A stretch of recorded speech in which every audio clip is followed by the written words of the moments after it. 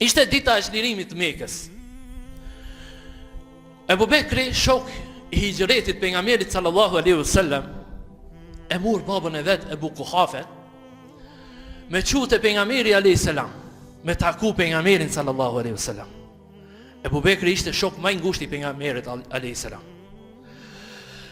Ebu Kuhafe një plak mjekër bardh, i thinjt plak, i cili me flok bardha, i verbër, modest, i bukur, shkoj para pejgamberit sallallahu alaihi wasallam. Kur e pa pejgamberi sallallahu alaihi wasallam, i tha Abu Bekrit, sikur ta linje këtë plak në shtëpinë e tij, do të vija unë tek ai.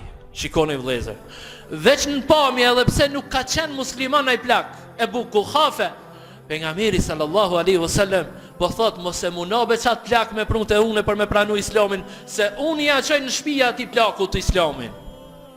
Unë ja tregoj islamin këtij plakut në shtëpi. Unë duhet me shkuar në shtëpi. Farë respekti ka pas pejgamberi sallallahu alaihi wasallam. Farë respekti.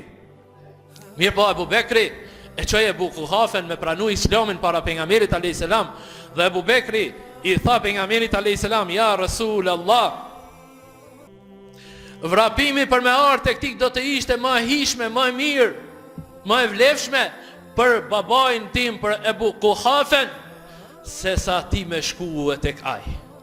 Se sa ti me shkuë tek ai. Dhe pejgamberi alayhis salam ja paraqiti islamin, i tregoi për islamin, dhe Ebu Kuhafe e pranoi islamin dhe dëshmoi se nuk ka të adhuruar me merit përpos Allahut, që është një i vetëm dhe i pashoq, dhe dëshmoi se Muhamedi është rob dhe i dërguari i Allahut, fuqiplot.